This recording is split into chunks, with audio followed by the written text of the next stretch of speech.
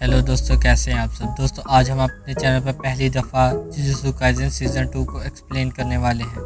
दोस्तों इस सीज़न के पहले 5 एपिसोड में हमें प्रीमेच्योर डेथ आर्क देखने को मिलेगा, यानी कि इन 5 एपिसोड में हमें गोजो का पास्ट दिखाया जाएगा जब वो भी सेकेंड ईयर का स्टूडेंट था।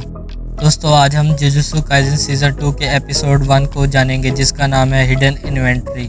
दोस्तों ये कहानी 2006 से शुरू होती है, जब गोजो और गेटो एक ही क्लास में पढ़ते थे। हम गेटो को एक सुनसान गली में जाते हुए देखते हैं जहां बुरी रूहों का साया है। गर्मी की वजह से उन बुरी रूहों की तादाद में कुछ ज़्यादा ही इजाफा हो गया है। गेटो को गली में एक बुरी रूह यानी कर्स मिलता है। वो एक इंसान को खा रहा होता है। गेटो उसको देखते ही अपनी टेक्निक इस्तेमाल करता है और उसे एक्सॉर्सिस्ट करके निकल जाता है। दोस्तों गेटो की कर्स टेक्निक का नाम कर्स स्पिरिट मैनिपुलेशन है। इस पावर से गेटो किसी भी कर्स यानी बुरी रूह को एक बॉल बनाकर उसे एब्जॉर्ब कर लेता है और गेटो जब चाहे उस स्पिरिट को अपने अंदर से निकालकर अपनी मर्जी से कंट्रोल भी कर सकता है, जो कि काफ़ी ज़्यादा पावरफुल टेक्निक है। इसलिए गेटो को सेकंड ईयर में ही स्पेशल ग्रेड रैंक दे दी गई थी, यानी गेटो भी गोजो जितना पावरफुल है। खैर इस कर्ज को निगलने के बाद गेटो कहता है कि सिर्फ मैं ही जानता हूँ कि इसका स्वाद कितना भयानक है। दोस्तों इसके बाद हम देखते हैं ग्रेड 1 सॉर्सरर माई को और ग्रेड 2 सॉर्सरर लॉरी को, जिनको हमने पिछले सीजन में भी देखा था। उन दोनों को एक भूतिया महल इन्वेस्टिगेट करने का मिशन मिलता है, जहाँ एक अमीर आदमी अपनी फैमिली के साथ रहता था और जिसके कई रेस्टोरेंट भी थे। लेकिन पिछले साल आई वबा से उनका सारा कारोबार चौपट हो गया था और कर्जे में डूबने की वजह से उसने अपनी फैमिली के साथ खुदकुशी कर ली थी। उसके बाद से ही ये अफवाह फैलने लगी कि ये महल कर्ज है, यानी भूतिया है, क्योंकि अब तक इंटरनेट आ गया था और कई सारे स्टूडेंट्स मजे मजे में इस महल के अंदर आ गए थे, लेकिन वो कभी वापस नहीं लौटे। अब कोई और उसका शिकार न बने, इसलिए माई और लॉरी को वहाँ भेजा गया। वहाँ पहुँचते ही लॉरी कर्टन बनाने लगती है। दोस्तों कर्टन बनाने से आम लोगों को पता नहीं चलता कि यहाँ क्या चल रहा है, लेकिन माई उसे मना कर देती है कि इसकी ज़रूरत नहीं है क्योंकि कर्ज महल के अंदर है। अब ये दोनों महल के अंदर जाती हैं और देखती हैं कि यहाँ चारों तरफ कचरा ही कचरा पड़ा है। दोस्तों ये सब देखकर लॉरी थोड़ा डर जाती है। माई उसे कहती है कि उन दोनों को अलग अलग फ्लोर पर जाकर छानबीन करनी चाहिए। वो लॉरी को सेकंड फ्लोर पर भेज देती है। लॉरी वहाँ के सारे कमरे चेक करती है, लेकिन उसमें ऐसा कुछ नहीं मिलता और वो थोड़ी देर बाद एक दूसरे के सामने ही आ जाती, क्योंकि ये सेकंड नहीं बल्कि फर्स्ट फ्लोर था। माई उसे बताती है कि ये वही एग्जैक्ट जगह है जहाँ वो 3 बार गुजर चुकी है, यानी ये दोनों किसी तरह के लूप में फंस चुकी थी और वो इस हालवे से बाहर नहीं निकल सकती।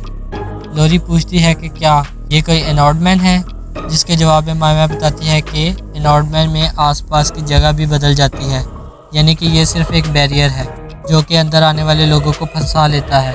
इसी तरह पहले आए हुए लोग यहाँ फंस गए होंगे और कर्ज ने उन्हें मार दिया होगा, लेकिन इसका मतलब ये भी है कि कर्ज कमज़ोर है, तो उन्हें बस इस बैरियर से निकलकर उस कर्ज को मारना है। फिर माई लॉरी से पूछती है कि अब उन्हें क्या करना चाहिए। लॉरी उसे बताती है ये एक सीधी लाइन की तरह है जो कि ट्रेन के डब्बों की तरह आपस में जुड़ा हुआ है। तो लॉरी के हिसाब से अगर ये तेज़ी से एक रास्ते की तरफ भागेंगी तो डब्बों को जुड़ने का टाइम नहीं मिलेगा और ये लोग बैरियर तोड़कर बाहर निकल जाएंगे। माई लॉरी के इस आइडिया को 100 में से 90 नंबर देती है और कहती है कि एक साथ भागने की बजाय उन्हें अलग अलग डायरेक्शन में भागना चाहिए, जिससे बैरियर और जल्दी टूट जाएगा। फिर दोनों ऐसा ही करती हैं और फिर लॉरी को लगता है कि ये दोनों कामयाब हो रही हैं, लेकिन फिर उस बैरियर के साथ साथ ये पूरा महल भी गिरने लगता है और लॉरी किसी तरह बाहर कूद जाती है। बाहर वो अपने जूनियर गोजो को देखती है जो कि उसे बचाने आया था। दोस्तों असल में इन दोनों को बैरियर के अंदर टाइम का पता ही नहीं चल रहा था और ये 2 दिन से वहाँ फंसी हुई थी, इसीलिए गोजो और गेटो को इनको बचाने के लिए भेजा गया। गोजो लॉरी का मजाक उड़ाते हुए कहता है कि रोना बंद करो, अब मैं आ गया हूँ। ये सुनकर लॉरी गुस्सा हो जाती है और तभी उस महल का कर्ज बाहर आ जाता है, जिसके लिए गेटो एक बड़ा सा कर्ज अपने अंदर से निकालता है और गेटो का कर्ज उस महल के कर्ज को अपने मुंह में भर लेता है ताकि वो गेटो के बाद उसे भी अब्जॉर्ब कर सके। फिर गेटो भी लॉरी का मजाक उड़ाते हुए कहता है कि गोजो कमज़ोरों का मजाक न उड़ाओ, जिससे लॉरी और ज़्यादा गुस्से हो जाती है। लेकिन यहाँ एक तीसरी स्टूडेंट भी आई हुई थी, जिसे देखकर लॉरी खुश हो जाती है। ये स्टूडेंट शोको है और इसे भी हमने सीज़न 1 में देखा था। माई को रियलाइज़ होता है कि वो 2 दिन से महल के अंदर थी और वो इसकी एक्स्ट्रा फीस चार्ज कर सकती हैं, फिर वो गोजो से पूछती है कि उन लोगों ने कर्टन को बना दिया था ना, जिसे सुन गोजो, गैटो और शोको चुप ही रह जाते हैं क्योंकि वो तीनों ही कर्टन लगाना भूल गए थे। उसके बाद सभी लोग जुजुत्सु हाई में लौट आते हैं, जहां आकर उनको अपने टीचर योगा से डांट पड़ती है, जो कि आगे चलकर उस स्कूल के प्रिंसिपल बनते हैं। खैर, उन्हें पता चलता है कि वो गोजो था जो कर्टन लगाना भूल गया था, जिसके लिए उसे सज़ा भी मिलती है। अब वो तीनों स्पोर्ट्स रूम में जाकर बास्केटबॉल खेलने लगते हैं।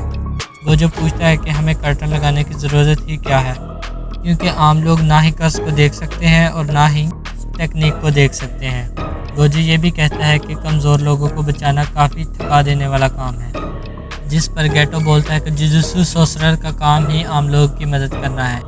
गोजो गैटो के इस भाषण का मजाक उड़ाता है, जिससे दोनों में टेंशन बढ़ने लगती है। ये देख शोको यहाँ से निकल जाती है। अब गैटो गोजो से लड़ने के लिए एक कस बाहर निकालता है और कहता है चलो बाहर चलकर ये मामला ख़त्म करते हैं। लेकिन तभी टीचर योगा यहाँ आ जाता है, जिसे देखकर ये दोनों दिखावा करते हैं कि वो दोनों बस एक्सरसाइज कर रहे थे। टीचर योगा उनको बताता है कि वो उन दोनों को एक नए मिशन पर भेज रहा है। दोस्तों, सीज़न 1 में हमें बताया गया था कि स्कूल में 1000 साल का भी सोर्सरर मौजूद है, जिसका नाम मास्टर टेंजन है। टेंजन किसी कर्स टेक्निक की वजह से अमर है, लेकिन उसका जिस्म फिर भी बूढ़ा होता रहता है और उन्हें हर 500 साल के बाद अपने शरीर को बदलकर टेक्निक को रिफ्रेश करना होता है। अगर वो ऐसा नहीं करते तो उनकी टेक्निक उनके बूढ़े शरीर को चेंज करने लगती हैं, जिससे वो खुद का कंट्रोल खोकर इंसानियत के लिए खतरे का बायस बन सकते हैं। और इस बार टेंजन जिसके साथ अपनी बॉडी मर्ज करने वाला था वो एक लड़की है, जिसे लोग स्टार प्लाज्मा वेसल कहते हैं। इनका मर्ज 2 दिन के बाद होगा, तो गोजो और गैटो का काम उस वेसल को सही सलामत स्कूल लेकर आना है, क्योंकि उस वेसल की लोकेशन लीक हो गई है और 2 खतरनाक ग्रुप हैं जो उसके पीछे पड़े हुए हैं। एक ग्रुप का नाम क्यू है, जिसमें कुछ कर्स यूज़र हैं जो चाहते हैं कि टेंजन इंसानियत के लिए खतरा बन जाए, और दूसरा ग्रुप टाइम वेसल एसोसिएशन है, जो कि टेंजन को गॉड की तरह पूजता है, लेकिन वो नहीं चाहते कि टेंजन किसी से मर्ज करे, क्योंकि उनका मानना है कि इससे टेंजन की पाकीज़गी खराब हो जाएगी। इस ग्रुप में कोई भी कर्स यूज़र नहीं है। खैर, इसके बाद गोजो और गैटो उस हॉस्टल के पास जाते हैं जहाँ उस वेसल को रखा गया था। गैटो अकेले ही अंदर जाता है और गोजो बाहर निगरानी रखता है। दोनों फ़ोन पर बात कर रहे थे, जिसमें गोजो घमंड दिखाते हुए कहता है कि हमें क्या दिक्कत हो सकती है क्योंकि हम सबसे पावरफुल हैं। गैटो ये सब सुनकर उसे समझाता है कि इतना ओवर कॉन्फिडेंट होना अच्छी बात नहीं और तुम्हें अपने सीनियर्स से थोड़ा अच्छे तरीके से पेश आना चाहिए, क्योंकि कुछ दिनों के बाद उनकी मुलाकात मास्टर टेंजन से भी हो सकती है। और उसके बाद गैटो उस कमरे की डोरबेल बजाता है और अंदर से एक लड़की जवाब देती है कि वो आ रही है, और तभी वहाँ एक बड़ा धमाका हो जाता है। गैटो एक कर्स स्पिरिट को यूज़ करके खुद को बचा लेता है और देखता है कि वो लड़की बिल्डिंग से नीचे गिर रही थी, और गैटो फिर एक उड़ने वाली कर्स स्पिरिट को बाहर निकालता है और उस लड़की को हवा में ही पकड़ लेता है। ये धमाका क्यू ग्रुप के सोल्जर कोकुन ने करवाया था, और वो देखता है कि उस लड़की को गैटो ने बचा लिया है। इधर गोजो पर भी एक सोल्जर ढेर सारे चाकू फेंकता है, लेकिन जैसा कि हम जानते हैं कि गोजो के आसपास एक इन्फिनिटी शील्ड है, जिससे गोजो को कुछ भी नहीं होता। ये सोल्जर गोजो को पहचान लेता है क्योंकि उसने गोजो के नाम के काफ़ी चर्चे सुन रखे थे, और वो गोजो को लड़ने के लिए चैलेंज करता है, और गोजो इस चैलेंज को एक्सेप्ट भी कर लेता है, लेकिन एक शर्त पर कि वो उस सोल्जर को तब तक नहीं मारेगा जब तक वो उससे रहम की भीख ना मांग ले। पास ही एक बिल्डिंग में हम 2 लोगों को बात करते हुए सुनते हैं।